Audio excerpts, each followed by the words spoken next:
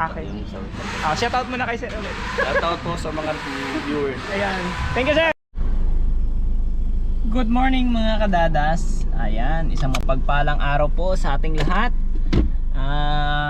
Ito na yung umpisa ng aking dry run. Ayan, sana wala na magsabi dyan ng madilim. Ang dilim, ganun. So yan, pero okay lang, wala namang problema doon. Ganun talaga kasi during those night, gabi yung biyahe natin. So yun. Ano nga pang gagawin natin ngayon? Siyempre, nandito tayo sa platform ni Lalamove 200 kg sedan. At the same time, meron pa tayong additional platform na ito nga yung Grab Express. So what will we do? It was yun. Umpisa natin ang araw ng pagbiyahe dito sa ating platform. Ayun. So time check ay 9:40 ng umaga. Yan, sit muna natin tong kilometer reading natin sa 00. So tingnan natin ngayon kung kikita ba o hindi sa Lalamove ganitong araw, di ba? Lalamove and Grab. So andito ako ngayon sa Cavite. At titingnan natin ngayon at sana makakuha ako ng booking papunta ng Manila kasi sa Manila talaga ang madaming booking. Ayun, so ngayon wala naman akong project sa aking mga anak. Hindi pumasok yung bunso ko. Ayun, nga tinanghali kami ng gising. So yun, start na tayo guys. Update ko kayo if ever na makakuha tayo dito ng booking papunta ng Manila or dito lang rin sa vicinity ng Cavite. Yun, kung ano yung pwedeng kunin, kung ano yung pinakamabilis na proseso para maka-revenue na tayo, may income na tayo. So yun ang gagawin natin. Kailangan kumilos at kailangan mag-rolling kasi pag i-stop lang ako doon, so sayang yung oras kasi habang bumababa ng Manila, padami yung booking. Dito kasi agawan. Yun. So wala pa kasi akong platform na sticker ni Lalamove. So dito kay Lalamove lamang yung may mga sticker na nakapag-registered na. So kahit nauna ka mag-swipe, tapos pag nag-swipe din sila, kakompetensya mo sila. So sa kanila ibibigay yung pabor ni Lalamove. So meaning kailangan natin magpa-schedule ng sticker. Kahit yung sticker lang, hindi ko lang alam kung malaki yung sticker o maliit lang. So sana maliit lang, di ba? Para pwede nating ilagay lang dito sa likod. Yun. So ganun. Kaya dito sa Cavite pabilisan talaga ng booking. Pabilisan ng swipe. At the same time kailangan nakapag-registered pala ako dun sa sticker. Kasi yun ang sinasabi ni Lalamove Priority ni Lalamove partner yung mga yung mga nakapagpa-registered na sa kanila ng sticker. So tayo, bago pa lang naman tayo dito. So wala pa. So yun lang. Update ko kayo. Kasi lang akong kasama yung customer Ayun guys, first nakasama ko si Sir. Yan, wala dito. akong damit. Shoutout na lang. Shoutout na lang sa Ayan, inyo. so first time lang na may kasama akong na customer na sinama ko lang. Sige, sir. Nag-upload naman ako pero hindi ako nagsasama ng customer. So first time lang, okay naman si Sir. Pangalan Sir? Greg po, Greg. Ayan. Sabi niya nakahubad. Okay lang nakahubad, wag lang nakabrief. So yan yung pangarga niya. Ito ay bababa sa PITX. Yan, dito galing May sa lang yan, kuya ha? RDU po. Opo, tapos paki-inform na lang po sila. Okay. Para hindi ka maghintay naman. Sige. Salamat Yung Sir. payment po, doon na lang din po. Okay. Yung sa Shoutout muna kay Sir ulit. shoutout po sa mga viewers. Ayan. Thank you Sir. Ano yan, kuya? Dadas Vlog Sir. Dadas Vlog. Dadas Vlog. Thank you. Thank you. First time ka. Ayan. Ayos lang. Kasi kung TV nga di ba? Okay. Salamat po.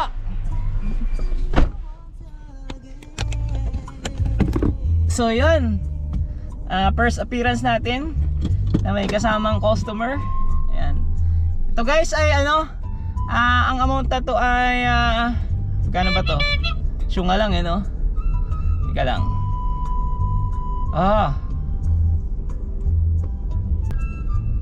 Yung guys, ang amount na to ay 296. Dito ko lang siya pinick up sa Bacoor.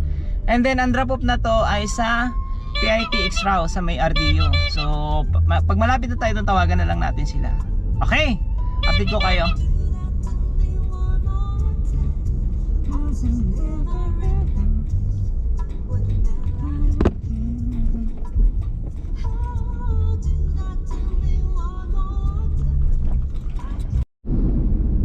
So yun guys, on the way na tayo sa drop off kay Ma'am Cha.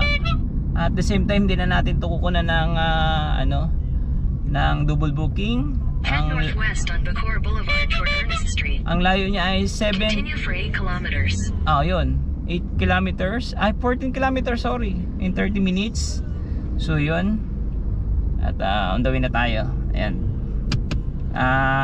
Ganun pala yung feelings kapag may first time kang kliyente, customer, nakasama sa vlog.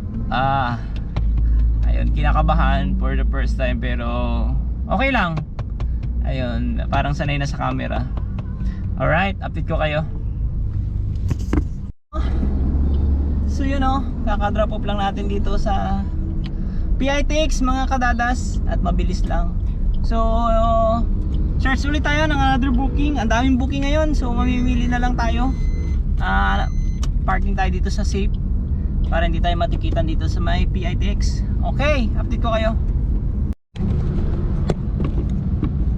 So yun mga loads, mga kadadas, after several minutes nakapick up ulit tayo dito sa Paranaque. Ayan. So ang drop off na to ay sa Kawit. So balik ulit tayo ng Cavite. Ayan. So ang presyo na to guys ay 307. Ayan. Malapit lang rin ang pick up dito sa PITX, dito lang sa may malapit sa airport. Tumabay ako ng airport. Ayun, kasawiang palad nga wala tayong nakuha kasi ang daming katropang kagrab doon. So sabi ko maglalamove na lang ako kasi kung makikipagkompetensya ako doon, so abutin ako ng siyam-siyam. So tumatakbo yung oras, tatambay ka doon ng 1 o 2 oras, tapos wala ka rin makukuha, pupunta ka rin ng lalamove. So will be choose lalamove na lang. Kahit dito, kahit pa konti-konti, at least yung oras natin nagro-rolling na may kinikita, di ba? So yun lang. Chinese yata itong pagpipikapan ko na to. So sana makakuha tayo mamaya ng kasabay papunta ng Cavite. So update ko kayo. Okay. So yun mga kadadas, nagbabalik at on the way na tayo sa Binakayan. So sulit na sulit yung pinakarga sa atin. Ayan guys, so punong-puno. Sabi ko dito na lang ikarga lahat sa loob. Ayan. Kasi daw to, yung parang something mamahalin. Ayan. So ang bill pala natin dito guys ay 307. Pero binayaran na tayo ng 550. Kasi sinagot niya na yung toll gate pabalikan. Chinese pero mabait nagulat nga ako, Chinese bilang sa pera 1, 2, 3, 4, 5. Sir, over na. It's only 307. No. It's okay. 550. So I paid toll gate. So yan Ayan guys. Ito. So papunta tayo dun sa kanilang sa kanilang hideout. Hideout talaga So yun. So update ko kayo. Ayun, maganda yung tip natin dito. Pero okay lang kasi iloload ko naman ng easy trip. So sakto-sakto. Iloload ko yung 300 kasi yung balance ko na lang is 200 plus. So iloload ko siya 200. So, 'di ba? Nakalibre na tayo. So 'yun. Update ko kayo. All right. Yun. After kong ma-drop off sa Kawit kanina, bumaba ako dito papuntang Manila pa rin. So yun, nakakuha tayo dito sa may C5 extension. Ang drop off na to guys ay sa Makati. Okay, ang halaga na to ay 300 pesos. So pangatlong booking na tayo dito sa Lalamove. Time check ay 1:30 ng hapon mga kadadas. So mahaba-haba pa. So sana makarami-rami pa tayo kahit mga 3 pa. Okay. Kahit makompleto lang natin yung 6 na booking, pwede na. Sabay go home na and sleep, di ba? So yun, balikan ko kayo after ma-pick up natin tong na to, itong ipapadala sa Makati. Maliit lang daw eh. So let me check. Kasi sabi nila minsan maliit pero madami pala. Left to stay on Carlos P. Garcia Avenue So extension. yun, ganun pa rin. Update ko kayo mga karadas. Okay. Continue on C5 for Ganun po, bali, lala mo po. Confirm ko lang po yung deliver po. Galing po dito sa may Parañaque. Oo, dito sa Century Style. Okay po, tawag na lang po ako pag nasa baba. Ano mo yan? Madami mo ba? 3 box, bali 2 box po na malaki and then may isang box na siya na maliit lang. Kotse po yung dala niyo. Yes ma'am, sedan po. Okay. Bali yung payment po nandyan po diyan ko na rin kukunin. Magkano yung payment? Bali 300 pesos lang po. Okay. Okay, salamat po. Tawag na lang po ako pag malapit na po ako sa area. May ano po ba dyan ma'am? Bababa ba kayo ng condo or may parkingan pa siya? Ano na lang po, dito na lang. Pagkadating po dito sa Century Style, dito na lang po sa may tapat ng Mercury. Okay. Kasi pwede ko naman kausapin yung direct na mag-park sandali. Sige. Salamat. Sige po. Okay. Thank you. Thank you. So yan mga kadads, nakausap na natin si drop off. So yun, okay naman, nagkaintindihan na. Okay, so the way na tayo doon. Hindi na tayo kukuha ng double booking kasi lalo tayong matatagalan. So tsaka ang daming buong biyahe ngayon sa Lalamove. Ang bilis mawala yung yung delivery. Kaya paunahan sa booking. Boss, thank you. Thank you. So nagulat pa si guard. Ang laki ng mata ni guard. Nakakagulat guys. Ang laki. Yun. Sige. Update ko kayo. Okay. So yun guys, may nakuha tayo ditong booking sa Mandaluyong, dalawa take the next dito. right onto M. Vicente. Isang drop off sa Bacoor, which is parang double booking na rin to. So 531 and then ida-drop off natin dito sa Pasay itong isa. So ito yung 207. So diretso na tayo ng bahay. So almost naka 18 2019 ako ngayon. So mamaya na natin i-recap kung magkano Turn right onto yung Pulaski. ating revenue. Meanwhile. So yon mga kadadas, for the first time na hit natin yung 6 na deliver dito sa Lalamove. At sa awa ng Diyos, maayos-ayos naman ang kinita natin ngayon. Ayun, so recap sa ating kinita dito sa ating Lalamove X Grab Express. So yung unang booking natin guys ay 296. Ayan. Tapos sunod na booking natin ay 307. Sunod na pang third booking natin ay 300 pesos. Tapos sunod ay 224 pang apat. Pang anim natin ay 531. Okay. Tapos yung pang last dito ay 207. Tapos may nakuha rin ako guys kanina sa GrabMart na pasingit pa siya sa akin ng 214. So total natin. So recap tayo sa natin sa biyahe natin today. Ayan, magkano ba yung nabanggit ko? 296 plus 307, kabisado pa no?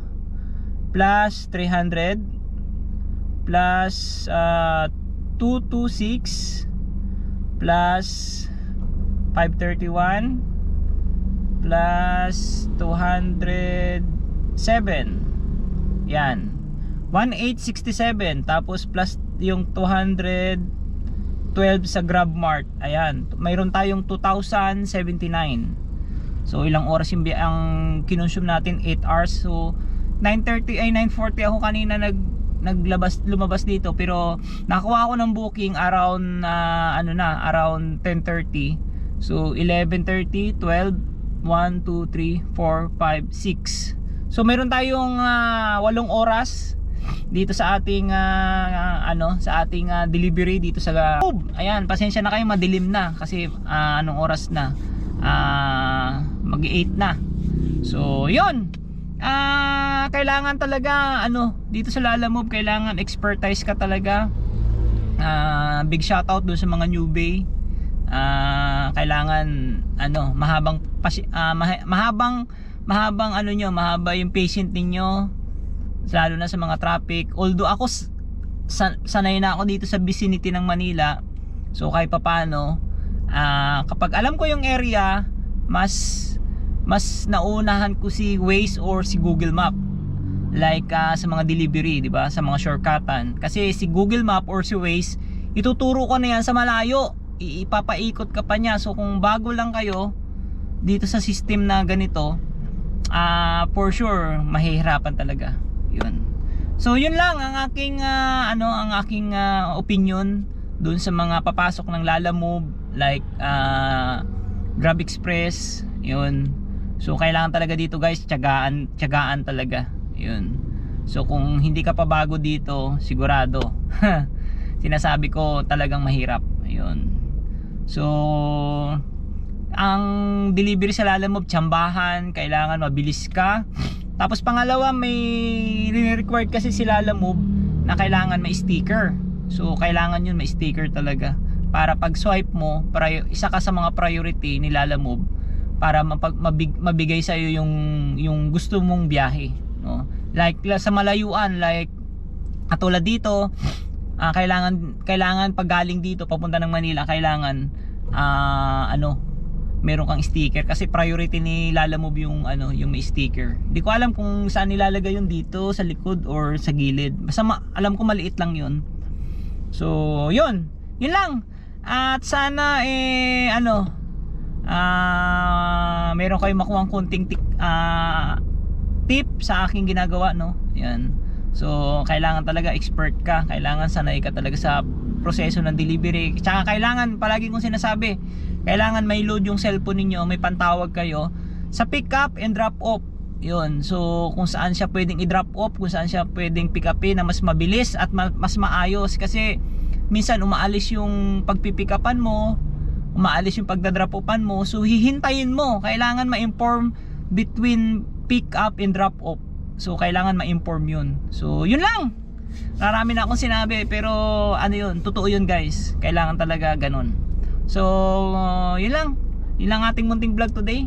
And salamat sa support sa aking munting channel. Kung hindi ka pa nakakapag-subscribe, please click the notification bell para updated ka sa ating mga update dito sa ating Lalamove and Grab. Alright, God bless and good night.